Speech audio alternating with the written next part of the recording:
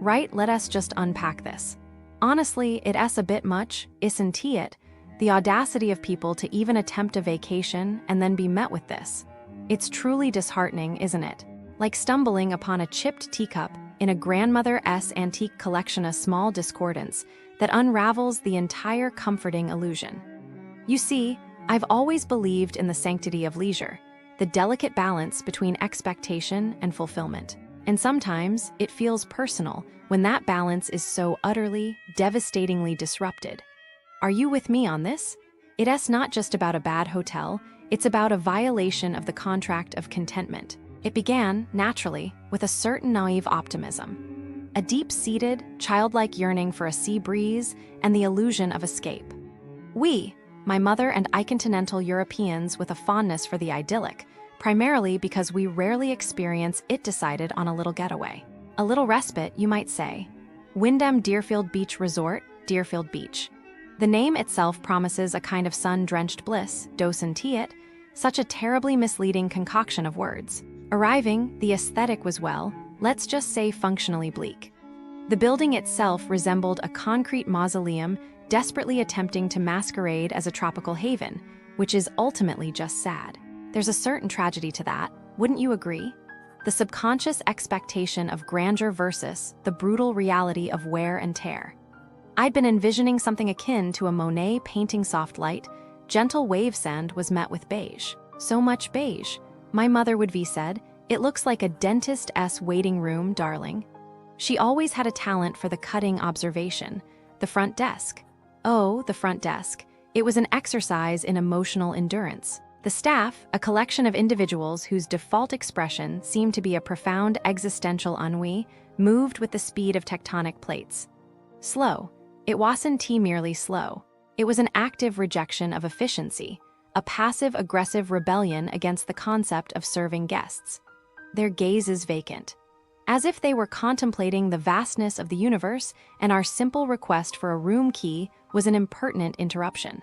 A room key, mind you, that took 2 attempts to materialize, and even then felt infused with a certain distrust.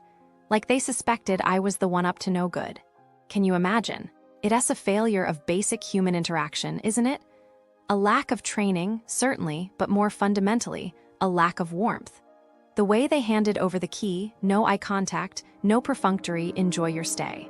It felt like receiving a summons, not a welcome. Then, the audacity to not mention any amenities. I inquired, of course one doesn't simply wander into a supposed resort without knowing where to find refreshments or, heaven forbid, helpful information, and was met with a curt shrug and a mumbled, champagne's all we got. Champagne, like offering a diamond necklace as a band-aid for a broken leg. It wasn't the lack of options, it was the complete lack of hospitality. The sheer unwillingness to extend even a modicum of care. The unspoken message being, "You're lucky we even acknowledged you." It was disheartening, truly. And then the parking. Oh, the parking. A truly innovative way to bleed guests dry. To charge for self-parking in an off-site lot, no less, is a level of petty avarice that borders on sociopathic. It's like being charged extra for breathing air. It's about the principle, you see. It's about the feeling that you're being actively penalized for daring to exist. The lack of transparency, the hidden fees, it's just, you're basically being told, I'm looking into all these crimes near Wyndham Deerfield Beach Resort, Deerfield Beach, and it's just so sad. Like, I'm sure you're planning a nice vacation, and then you get scammed, right? It's just not fair. So businesses near Wyndham Deerfield Beach Resort, Deerfield Beach are like super sketchy. They'll do anything to get your money. Like this one guy, Amory Burke, he's 22, and he orchestrated this whole scam where he pretended to be from Wells Fargo Bank. He convinced this elderly lady to withdraw $20,000 in cash and ship it to a physical address in Deerfield Beach. Can you believe that? I mean, how could someone do that? I'm guessing the lady was probably so worried about her bank account, she just did what he said.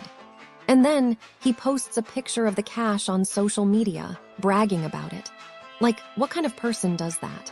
The police caught him at the airport, and I hope he's stuck in jail for a long time. You know, it's not just this one guy. The police think there are more scams like this happening in the area. They're targeting seniors, which is just so wrong. I mean, how could you take advantage of someone like that? It's just not right. Anyway, that's what's going on near Wyndham Deerfield Beach Resort, Deerfield Beach. You gotta be so careful when you're on vacation. Just please don't trust anyone who calls you saying they're from the bank. It's probably a scam.